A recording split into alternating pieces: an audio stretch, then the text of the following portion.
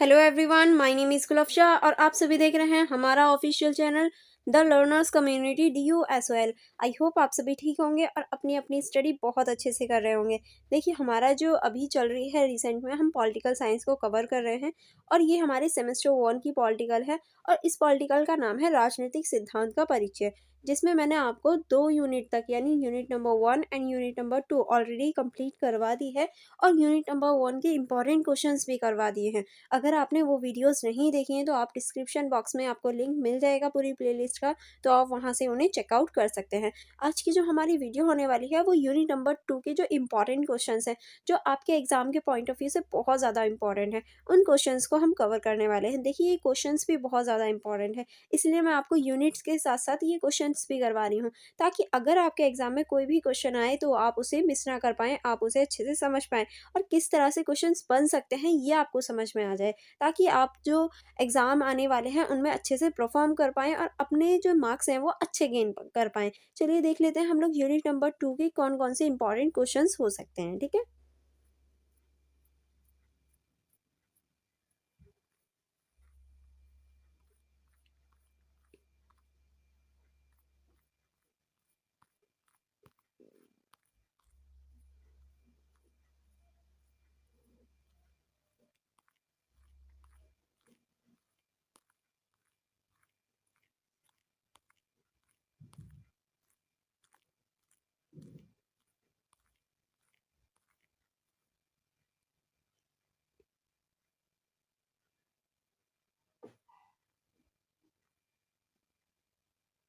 देखिए, आज जो हम इम्पोर्टेंट क्वेश्चंस कवर करने वाले हैं वो हमारी यूनिट 2 के होने वाले हैं और जो आपकी यूनिट 2 है इसका नाम है स्वतंत्रता, समानता, न्याय और अधिकारों की अवधारणाएँ। इस चैप्टर को हम ऑलरेडी कवर कर चुके हैं और आज हम इस क चैप्टर के इम्पोर्टेंट क्वेश्चंस को कवर करने वाले हैं। चलिए फिर स्टार्ट करते हैं।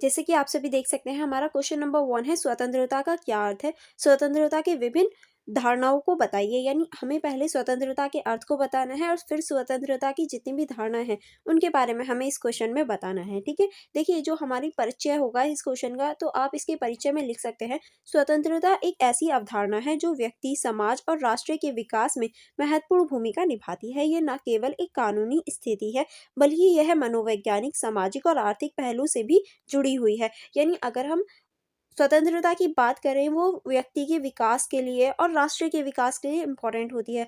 और ये जो अगर हम इसकी स्थिति की बात करें, तो ये सिर्फ कानूनी नहीं है, ये इसकी जो भूमिका है वो कानून से रिलेटेड नहीं है बस, बल्कि इसकी मनोवैज्ञानिक, सामाजिक और आर्थिक पहलू को भी हम जोड़ सकते हैं इसके अंतर्गत। स्वतंत्रता का अर्थ केवल बाहरी दबाव से मुक्त नहीं, बल्कि यह आत्मनिर्णय और व्यक्तिगत विकास को अवसर भी प्रदान करना है। यानी कभी भी स्वतंत्रता का अर्थ बाहरी दबाव से मुक्त होना नहीं, बल्कि आत्मनिर्णय और व्यक्तिगत विकास से भी रिलेटेड होता है, क्योंकि जब तक व्यक्तिगत विकास ना हो, जब तक स्वतंत्रता किसी काम की नहीं होती, ठीक है? अब हम देखेंगे स्वतंत्रता का अर्थ, के स्वतंत्रता का क्या अर्थ होता है।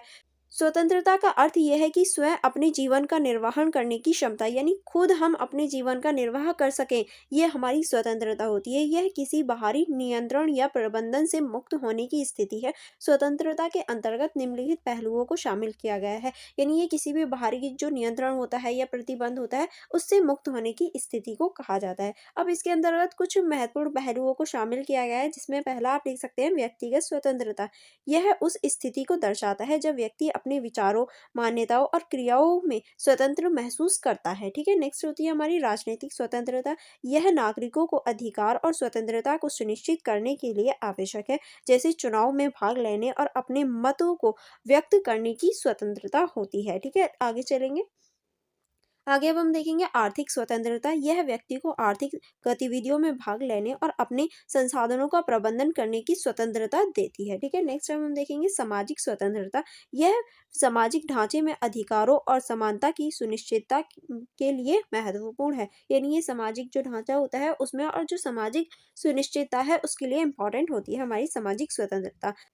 अब हम देखेंगे स्वतंत्रता की विभिन्न जो धारणाएं हैं वो कौन कौन सी हैं। चलिए देख लेते हैं स्वतंत्रता की विभिन्न धारणाएं कौन कौन सी हैं। इसके अंतर्गत पहला आप लिख सकते हैं कानूनी स्वतंत्रता।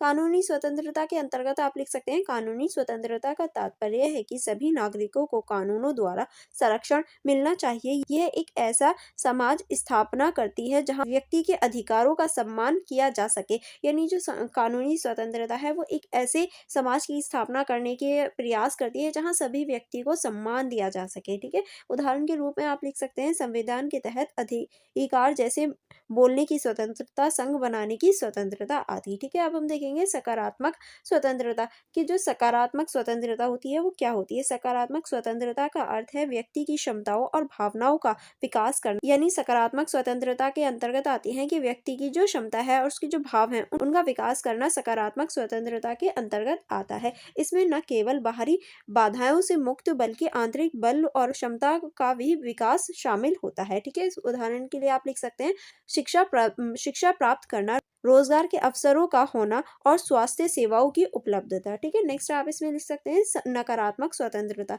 नकारात्मक स्वतंत्रता का तात्पर्य है बाहरी हस्तक्षेप से मुक्ति। यानी नकारात्मक जो स्वतंत्रता होती है उसका तात्पर्य होता है जो बाहरी हस्तक्षेप होता है उससे मुक्त होना। यह स्वतंत्रता उस स्थिति को दर्शाता है जहां व्यक्ति को अपने पसंद के अनुसार कार्य करने की क्षमता होती है बिना किसी बाधा के। यानी व्यक्ति अपनी पसंद का कार्य कर सके बिना किसी बाधा के। जैसे कि मैं अभी आपको पढ़ा रही हूँ, ये मेरा पसंदीदा काम है, इसीलिए मैं किसी बाधा के बिना आपको पढ़ा पा रही हूँ क्योंकि ये मेरा पसंदीदा कार्य है और इसीलिए मैं ये कर रही हूँ। ठीक है, तो ये मेरी नकारात्मक स्वतंत्रता के अंतर्गत आ जाएगा। उदाहरण के लिए आप लिख सकते हैं किसी निजी जीवन में हस्तक्षेप न करना और व्यक्तिगत विचारों व्यक्त करने की स्वतंत्रता। यानी किसी के भी निजी जीवन में हस्तक्षेप नहीं करना। देखिए, आप मेरे स्टूडेंट हैं, ऐसा नहीं है कि आप मेरे निजी जीवन में हस्तक्षेप करेंगे। सिर्फ आप मुझे प्रोफेशनल से जान सकते हैं, आप मेरे स्टूडेंट हैं, मैं आपकी टीचर हूँ, दैट्स इट। उससे आगे मेरी फैमिली बैकग्राउंड या मेरा जो निजी जीवन है उसमें आप हस्तक्षेप नहीं कर सकते। और जो मेरी व्यक्तिगत विचार हैं उनको आप सुन सकते हैं, मैं उन्हें आपको बता सकती हूँ जो मेरे विचार हैं, जो कि मैं बताती भी हूँ वीडियोस के अंतर्गत। आप मेरे विचार को देख सकते हैं। मैं ऐसे ऐसे एग्जाम्पल देती हूँ आपको जो मेरी लाइफ से रिलेटेड है, जो कि मेरी व्यक्तिगत स्वतंत्रता के अंतर्गत आ जाते हैं। ठीक है, अब हम देखेंगे राजनीतिक स्वतंत्रता। राजनीतिक स्वतंत्रता का अर्थ है राजनीतिक निर्णय में भागीदारी का अधिकार। यह नागरिकों को अपने सरकार के चयन और नीतियों के निर्माण में योगदान करने की अनुमति देते हैं। जैसे कि आप लोग भी चुनते हैं, आपने भी अभी तक अपनी सरकार चुनी होगी जो आपकी राजनीतिक स्वतंत्रता के अंतर्गत आ जाती है। उदाहरण के रूप में आप लिख सकते हैं चुनाव में मतदान करना, जो कि आपने भी किया होगा। राजनीतिक दलों में शामिल होना और जन प्रतिनिधियों के साथ संवाद करना। यानी हम चुनाव देते हैं, हो सकता है आपके घरों में से कोई राजनीतिक दल में शामिल हो तो वो भी उनकी स्वतंत्रता है, और जनप्रतिनिधि के साथ संवाद करना भी हमारी राजनीतिक स्वतंत्रता के अंतर्गत आ जाती है। ठीक है, अब हम देखेंगे आर्थिक स्वतंत्रता कि आर्थिक स्वतंत्रता क्या होती है। चलिए आर्थिक स्वतंत्रता को देख लेते हैं। इसके अंतर्गत आप लिख सकते हैं आर्थिक स्वतंत्रता का तात्पर्य है व्यक्ति को अपनी आर्थिक गतिविधियों का स्वतंत्रता से संचालन करने की अधिकार। यानी वो आर्थिक गतिविधियों का अपनी तरीके से संचालन कर सकता है, अपनी तरीके से उन्हें बढ़ा या घटा सकता है, जिसमें व्यवसाय शुरू करना, संपत्ति रखना और अपने संसाधनों का प्रबंधन करने की स्वतंत्रता शामिल है। जैसे कि मैंने अभी बताया, वो अपनी इच्छा के अनुसार अपने जो आर्थिक चीजें हैं उन्हें बढ़ा या घटा सकता है। यानी वो अपने जो व्यवसाय है उसको बढ़ा या घटा सकता है, संपत्ति को बढ़ा या घटा सकता है, और अपने जो संसाधन है उनकी जो स्वतंत्रता है उसको वो मिली होती है। उदाहरण के रूप में आप लिख सकते हैं बिना किसी प्रबंधन के व्यापार करना और धन की संचालन करना। ठीक है, नेक्स्ट आप हम देखेंगे सामाजिक स्वतंत्रता। इसके अंतर्गत आप लिख सकते हैं सामाजिक स्वतंत्रता का मतलब है कि समाज में अपने अधिकारों और भूमिकाओं को पहचानना और सुनिश्चित करना। यह जाति, धर्म और लिंग के आधार पर भेदभाव से मुक्त को भी शामिल करता है। यानी देखिए जो हमारी सामाजिक स्वतंत्रता है वो हमें समाज में जो हमारी भूमिका होती है या हमारी जो भागीदारी है उसको सुनिश्चित करना और उसे पहचानने से है। चाहे वो हम किसी भी जाति के हों, धर्म के हों या हमारा कोई भी लिंग हो। इस भेदभाव से ऊपर उठ के जो हमारी सामाजिक एक भूमिका होती है उसको पहचानने के लिए प्रेरित करती है। उदाहरण के रूप में आप लिख सकते हैं सभी नागरिकों के लिए समान अवसर और अधिकार होने चाहिए, चाहे वह किसी भी पृष्ठभूमि से हों। ठीक है। अब हम देखेंगे इसका निष्कर्ष कि आप इसके निष्कर्ष में क्या लिख सकते हैं। इसके निष्कर्ष में आप लिख सकते हैं स्वतंत्रता एक व्यापक और जटिल अवधारणा है जो न केवल व्यक्तिगत विकास बल्कि समाज के समग्र कल्याण के लिए भी आवश्यक है। स्वतंत्रता की विभिन्न धारणाएं हमें यह समझने में मदद करती हैं कि स्वतंत्रता का अर्थ केवल बाहरी नियंत्रण से मुक्त नहीं है बल्कि हमें अधिकारों, ज़िम्मेदारियों और सामाजिक सहभागिता को भी प्रभावित करता है। यानी देखिए अगर हम स्वतंत्रता की बात कर रहे हैं तो स्वतंत्रता का अर्थ सिर्फ़ ये नहीं होता कि हम बाहरी जो बंधन है या बाहरी जो नियंत्रण है उससे मुक्त हो जाएँ, नहीं। हमारे जो अधिकार हैं, हमारी जो ज़िम्मेदारियाँ हैं, हमारी जो सामाजिक सहभागिता है उसको भी बढ़ाना और उसको भी सुनिश्चित करना ही स्वतंत्रता कहलाता है। ठीक है? चलिए आगे बढ़ेंगे। आगे हम नेक्स्ट क्वेश्चन की तरफ चलेंगे। नेक्स्ट क्वेश्चन है हमारा सकारात्मक और नकारात्मक स्वतंत्रता के बीच अंतर। यानी जो हमारी सकारात्मक स्वतंत्रता होती है और जो हमारी नकारात्मक स्वतंत्रता होती है उसके बीच में अंतर आपको बताना है। देखिए ये मैंने आपको चैप्टर में भी पढ़ाया था और इसका क्वेश्चन भी बन सकता है। अब इसके परिचय में आप क्या लिखेंगे? पहले हम देखेंगे सकारात्मक स्वतंत्रता। सकारात्मक स्वतंत्रता उस स्थिति को दर्शाता है जहाँ व्यक्ति अपनी क्षमताओं और संभावनाओं के विकास के लिए स्वतंत्र है। यानी वो अपनी जो क्षमताएँ हैं और अपनी जो संभावना है उसके लिए स्वतंत्र होता है, तभी व्यक्ति सकारात्मक स्वतंत्रता को महसूस कर पाता है। इसमें आत्मनिर्णय की भावना होती है, यानी वो खुद निर्णय ले पाता है, जिसका मतलब है कि व्यक्ति को न केवल बाहरी बाधाओं से मुक्त होना चाहिए बल्कि उसे अपनी इच्छाओं और लक्ष्य को पूरा करने के लिए भी अवसर मिलने चाहिए। यानी इसके अंतर्गत व्यक्ति जो होता है वो अपनी बाहरी जो बाधाएँ होती हैं उनसे ही मुक्त नहीं होता बल्कि वो अपनी इच्छाएँ और जो लक्ष्य हैं उनको पूरा करने के लिए पूरी-पूरी कोशिश करता है कि हाँ, किस तरह से अपने लक्ष्य और अपनी जो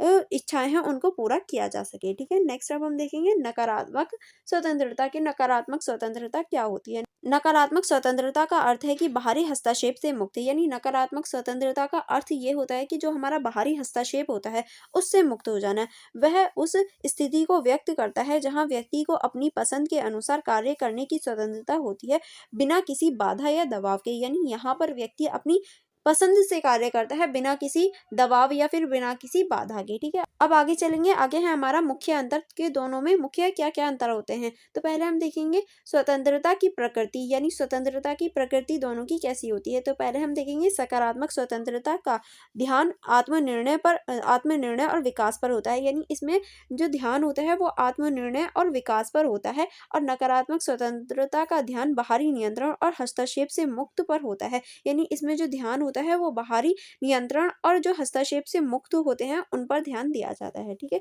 चलिए आगे बढ़ेंगे। आगे अब हम देखेंगे संभावनाओं का विकास। सकारात्मक स्वतंत्रता में व्यक्ति को अपने लक्ष्य और आकांक्षाओं को प्राप्त करने के लिए अवश्य संसाधनों की उपलब्धता होती है। यानी इसमें संसाधनों की उपलब्धता होती है अपने लक्ष्य और आकांक्षाओं को प्राप्त करने के लिए।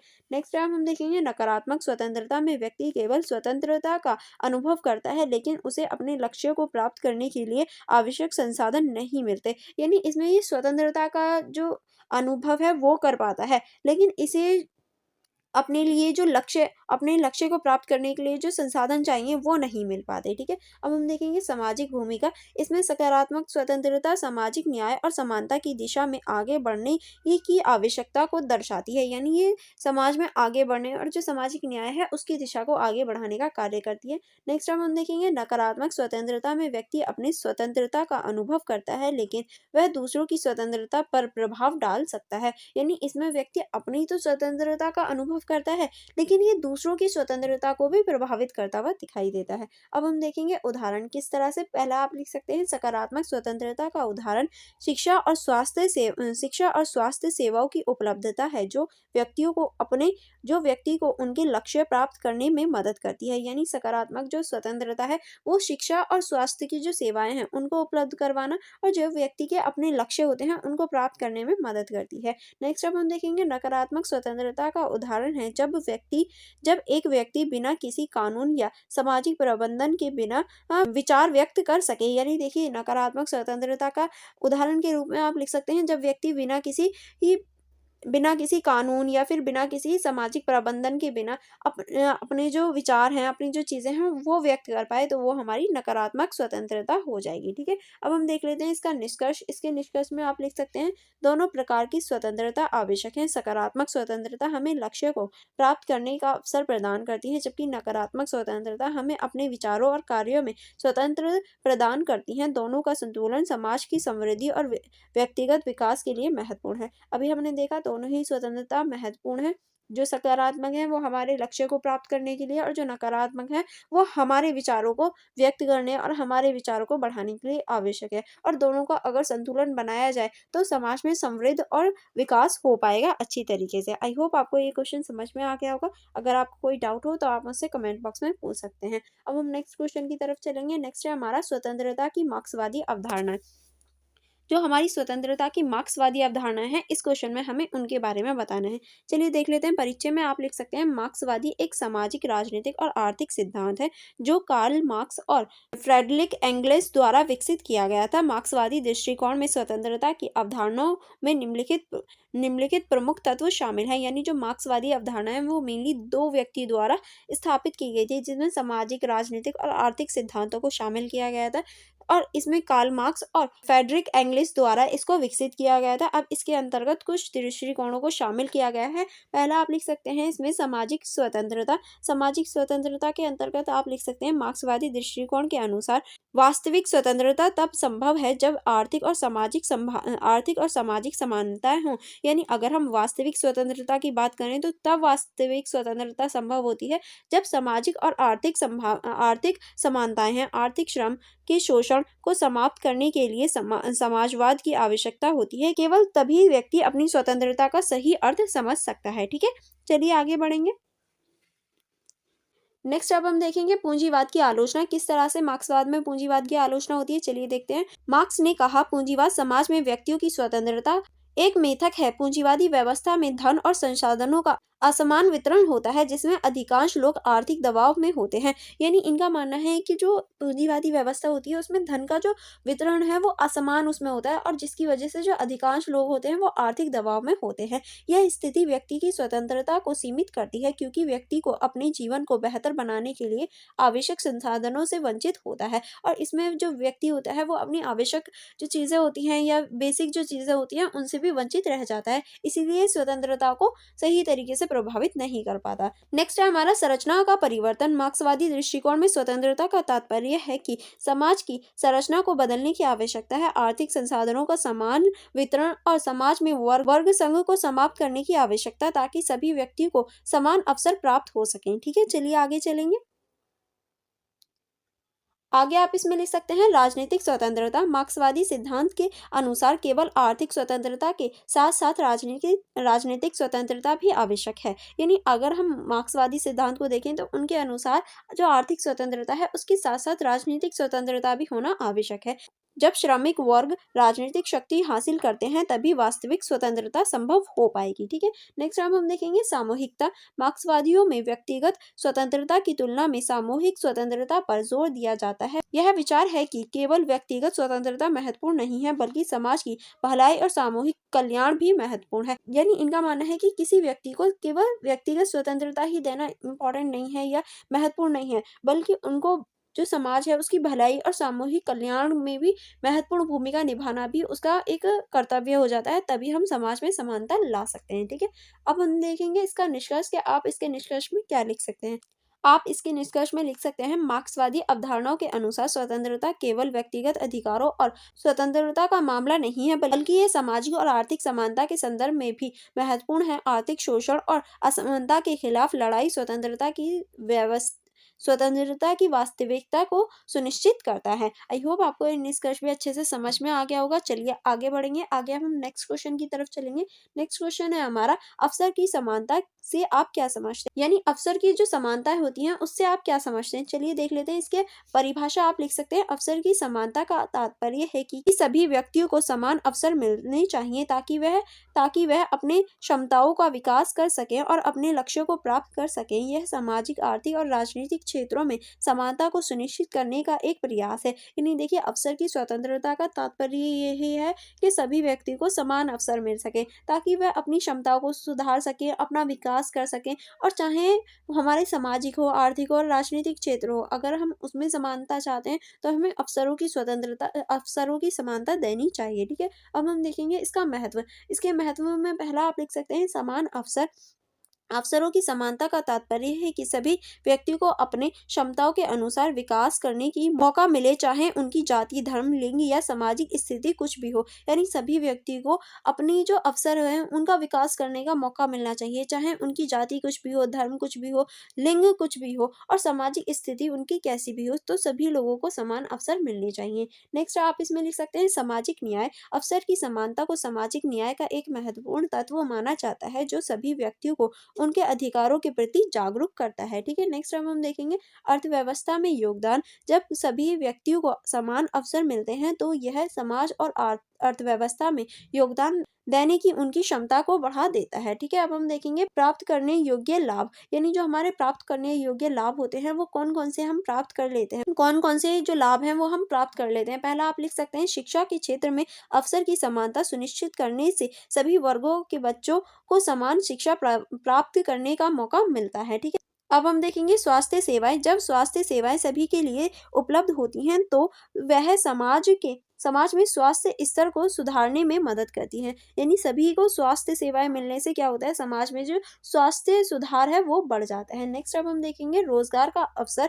समान अवसर रोजगार के क्षेत्र में भी महत्वपूर्ण है, क्योंकि यह सभी व्यक्तियों को उनके कौशल और योग्यता के अनुसार काम करने का अवसर प्रदान करता है। यानी देखिए, अगर समान अवसर होंगे तो हर व्यक्ति अपने कौशल और योग्यता के आधार पर कार्य कर पाएगा, जिसकी वजह से जो पद होते हैं उन पे भी एक योग्य व्यक्ति बैठ पाएगा। ठीक है? अब हम देखेंगे चुनौतियां, कि इसके अंतर्गत कौन कौन सी चुनौतियां आती हैं। तो इसके अंतर्गत आप चुनौती पहली लिख सकते हैं संस्थागत भेदभाव। इसके अंतर्गत आप लिख सकते हैं समाज में विभिन्न प्रकार के भेदभाव, जैसे जातिवाद, लिंग भेदभाव और आर्थिक असमानताएं अवसरों की समानता में बाधा डालती हैं। ठीक है? नेक्स्ट आप इसमें लिख सकते हैं आर्थिक संसाधनों की कमी। कई क्षेत्रों में संसाधनों की कमी होती है, जिससे अवसरों की समानता में कठिनाई आ जाती है। अब हम देखेंगे इसका निष्कर्ष, कि आप इसके निष्कर्ष में क्या लिख सकते हैं। अवसरों की समानता एक प्राप्त करने योग्य लाभ है, लेकिन इसके लिए समाज में सभी स्तरों पर सुधार की आवश्यकता है। यह सुनिश्चित करना कि सभी व्यक्तियों को समान अवसर मिले, समाज में समृद्ध और विकास के लिए आवश्यक है। यानी देखिए, सभी व्यक्ति को अगर समान अवसर मिलेंगे तो पूरे समाज का विकास होगा, जो कि समृद्ध और विकास के लिए आवश्यक हो जाता है। ठीक है? चलिए आगे बढ़ेंगे। आगे हमारा नेक्स्ट क्वेश्चन है, हमारा क्वेश्चन नंबर 5, जो कि है औपचारिक समानता की क्या सीमाएं हैं। देखिए ये की है। ठीक है? औपचारिक समानता की क्या सीमाएं होती हैं। तो इसमें परिभाषा आप लिख सकते हैं, औपचारिक समानता का तात्पर्य है कि सभी व्यक्तियों को कानून के सामने समान माना जाना चाहिए। इसका अर्थ है कि सभी को समान अधिकार और अवसर प्रदान किए जाने चाहिए, चाहे उनकी सामाजिक स्थिति, जाति या लिंग कुछ भी हो। यानी देखिए, इसका अर्थ है कि जो हमारी समाज इसका अर्थ है कि जो हमारा कानून है उसके सामने सभी को समान माना जाना चाहिए और सभी को समान अधिकार मिलने चाहिए, चाहे वो किसी भी सामाजिक स्थिति में हो, चाहे उसकी लिंग कुछ भी हो, चाहे उसका जो जाति है वो कुछ भी हो, सभी को समान रखना चाहिए कानूनी नज़र में। ठीक है? तो वही हमारी औपचारिक समानता होती है। इसकी जो सीमाएं हैं वो देख लेते हैं। पहली आप लिख सकते हैं वास्तविकता और असमानताएं। औपचारिक समानता की अवधारणा कानून के दृष्टिकोणों से सभी को समान मानती है, लेकिन वास्तविक जीवन में सामाजिक और आर्थिक असमानताएं बनी रही हैं, जिससे औपचारिक समानता का महत्व कम हो जाता है। यानी देखिए, जो कानून है वो तो सभी को समान मानता है अपनी दृष्टि से, लेकिन जो हमारा सामाजिक और आर्थिक जीवन है जो वास्तविक है उसमें सभी को समान नहीं माना जाता, उसमें भेदभाव देखने को मिलता है। ठीक है? नेक्स्ट आप इसमें लिख सकते हैं संविधान और कानून किस तरह कभी कभी कानून में भेदभाव होता है, जिससे औपचारिक समाज समानता की अवधारणा को खतरा होता है। उदाहरण के लिए, कुछ कानून केवल विशेष समूहों के लिए लाभकारी होते हैं, जो उन्हें समूह को प्रभावित करते हैं। यानी देखिए, कभी कभी हम कह सकते हैं कानूनी नज़र में भी कुछ लोगों को अधिकार ज़्यादा होते हैं, जैसे कि हमारे विशेष अधिकार होते हैं जो कि अल्पसंख्यक लोगों को या या फिर ये कहें महिलाओं को दिए जाते हैं, लेकिन उनका भी महत्व जो होता है, या ये कहें हैं उनका जो मोटिव होता है वो उन लोगों को आगे बढ़ाया जाता है, क्योंकि कहीं न कहीं हमारे इतिहास में उन्हें पीछे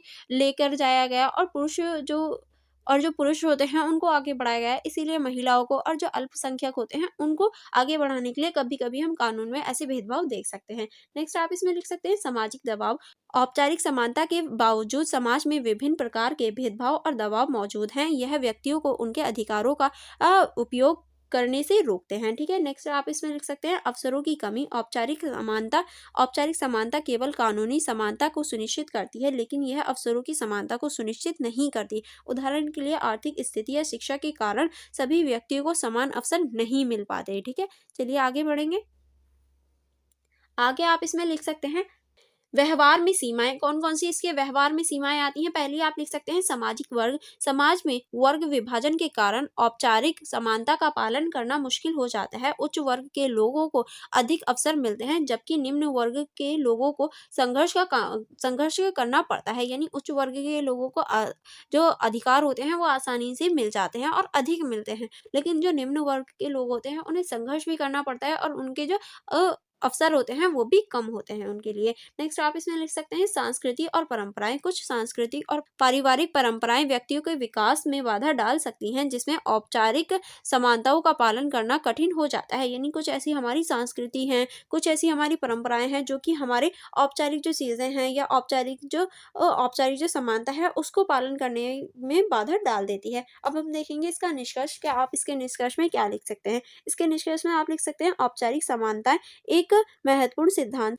लेकिन यह अकेले में पर्याप्त नहीं है। यानी ये जो है ये महत्वपूर्ण सिद्धांत तो है, लेकिन ये अकेले पर्याप्त नहीं है, इसका अकेले कुछ नहीं हो सकता। समाज में वास्तविक समानता सुनिश्चित करने के लिए औपचारिक समानता के साथ-साथ अवसरों की समानता और सामाजिक न्याय की आवश्यकता है। यानी अगर हम औपचारिक समानता लाना चाहते हैं तो हमारे समाज में जो अवसरों की समानता है और जो सामाजिक न्याय है उसका भी होना आवश्यक है। तभी हमारा औपचारिक न्याय जो है वो कार्य करेगा या औपचारिक जो समानता है वो कार्य करेंगी। ठीक है, नेक्स्ट क्वेश्चन है हमारा क्वेश्चन नंबर 6, वो है अवसरों की समानता और परिणामों की समानता के बीच अंतरों की विश्लेषण कीजिए। यानी देखिए अवसरों की समानता और परिणामों की जो समानता होती है उसके बीच में जो अंतर है वो हमें बताना है। चलिए देख लेते हैं इसकी परिभाषा आप किस तरह से लिख सकते हैं। पहले हम देखेंगे अवसरों की समानता। अवसरों की समानता का तात्पर्य है कि सभी व्यक्तियों को समान अवसर मिलने चाहिए ताकि वह अपनी क्षमताओं और प्रतिभाओं का विकास कर सके। यह सुनिश्चित करते हैं कि किसी भी व्यक्ति को उनके जन्म, जाति या लिंग के आधार पर भेदभाव का सामना नहीं करना पड़े। यानी देखिए अभी हमने देखा जो अवसरों की समानता होती है उसका तात्पर्य यही होता है कि सभी व्यक्तियों को समान अवसर मिले, चाहे उनका जन्म कहीं भी हुआ हो, जाति कुछ भी हो या लिंग कुछ भी हो, सभी किसी के भी आधार पर उनके साथ भेदभाव न किया जाए और सभी को समान अवसर दिए जाएँ, वही हमारी अवसरों की स्वतंत्रता कहलाती है। अब हम देखेंगे परिणामों की समानता। परिणामों की समानता क्या होती है? परिणामों की समानता का तात्पर्य है कि सभी व्यक्तियों को समान परिणाम प्राप्त होनी चाहिए, चाहे वह किसी भी पृष्ठभूमि से क्यों ना हो। यानी देखिए इसके अंतर्गत माना जाता है कि जो परिणाम होते हैं वो सभी के समान होने चाहिए, चाहे वो किसी भी पृष्ठभूमि के क्यों ना हो, किसी भी कार्य के क्यों ना हो। यह सुनिश्चित करने के लिए सभी व्यक्तियों को एक समान स्तर पर लाने का प्रयास करते हैं, जिससे असमानताओं को कम किया जा सके। यानी ये सुनिश्चित करने के लिए सभी व्यक्तियों को एक समान पटल पर लाया जाता है, एक समान जगह पर लाया जाता है, जिसकी वजह से सभी व्यक्तियों को एक समान परिणाम मिल सकें। ठीक है, अब हम देखेंगे मुख्य अंतर कि इन दोनों में क्या-क्या मुख्य अंतर होते हैं। पहला आप लिख सकते हैं ध्यान केंद्रित करने का क्षेत्र। ध्यान केंद्रित करने का क्षेत्र किस तरह से? इसके अंतर्गत आप लिख सकते हैं अवसर की समानता मुख्य रूप से अवसरों पर ध्यान केंद्रित करती है ताकि सभी व्यक्तियों को समान अवसर मिल सके। यानी जो अवसर की समानता होती है वो अवसरों पर ध्यान केंद्रित करती है। ठीक है, ताकि सभी व्यक्तियों को समान अवसर मिल सके।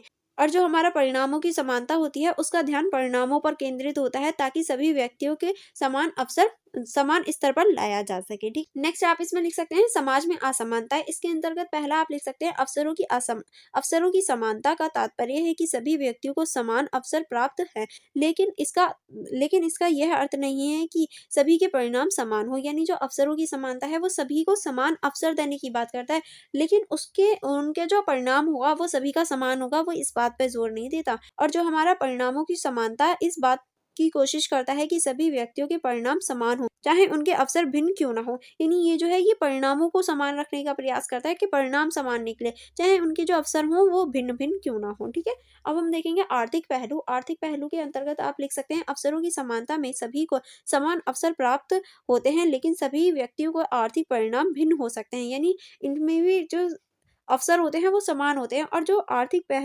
परिणाम होते हैं वो अलग हो सकते हैं। और जो परिणामों की समानता में ये प्रयास होता है कि सभी व्यक्तियों के आर्थिक परिणाम समान हो, ताकि कोई भी व्यक्ति अत्यधिक समृद्ध या गरीब ना हो। और इसमें ये माना जाता है कि जो आर्थिक परिणाम हैं वो समान होने चाहिए, ताकि कोई भी व्यक्ति ना तो ज़्यादा अमीर हो जाए और ना ही कोई व्यक्ति ज़्यादा गरीब हो जाए। एक तरह से बैलेंस बनाया जा सके। अब हम देखेंगे इसके उदाहरण। पहला उदाहरण आप लिख सकते हैं अवसरों की समानता का उदाहरण एक स्कूल में है, जहाँ सभी बच्चों को एक समान शिक्षा प्रदान करने का अवसर होता है। जैसे कि अभी मैं आपको पढ़ा रही हूँ, मैं सभी बच्चों को एक समान पढ़ा रही हूँ। अब डिपेंड करता है कि आप उसको कितना ग्रहण कर पाते हैं, आप उसको कितना पढ़ पाते हैं, ठीक है? तो ये अवसरों की समानता हो जाएगी, ठीक है? नेक्स्ट चलेंगे।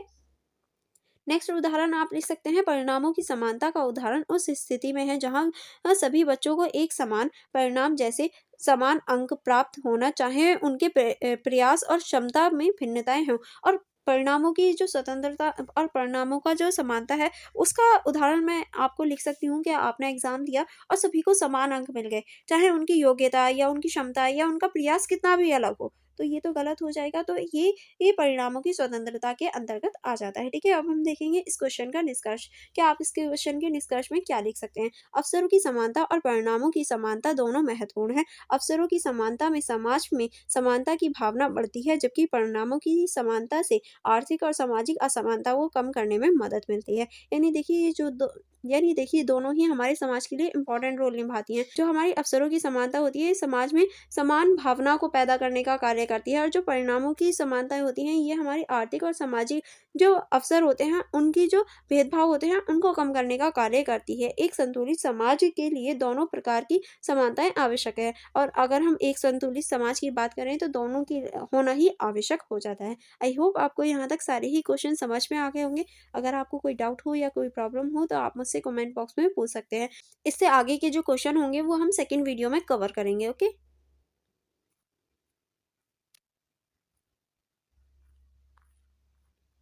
एंड फॉर मोर कनेक्टिविटी आप हमारी इंस्टाग्राम आईडी को चेकआउट कर सकते हैं, आप हमारे टेलीग्राम ग्रुप को ज्वाइन कर सकते हैं। एंड अगर आपने अभी तक हमारे यूट्यूब चैनल को सब्सक्राइब नहीं किया है, तो आप हमारे यूट्यूब चैनल को जल्दी से सब्सक्राइब कर लीजिए, ताकि जो मेरी अपकमिंग वीडियोस हों और जो सर की अपकमिंग वीडियोस हों, आप उन सभी को देख पाएँ। And for more study and self study के लिए आप हमारा app the learners community DUSL को डाउनलोड कर सकते हैं, जो कि आपको फ्री में प्ले स्टोर पर मिल जाएगा, जिससे आप अपनी सेल्फ स्टडी कर सकते हैं। जितने भी नोट्स मैंने आपको पढ़ाए हैं, जितनी भी चीज़ें अभी तक आपने देखी हैं, उन्हें आप सेल्फ स्टडी हमारे ऐप के माध्यम से कर सकते हैं। वहाँ आपको सारे ही नोट्स की PPT मिल जाएगी। चलिए फिर मिलेंगे हम नेक्स्ट वीडियो में। Thank you for watching everyone.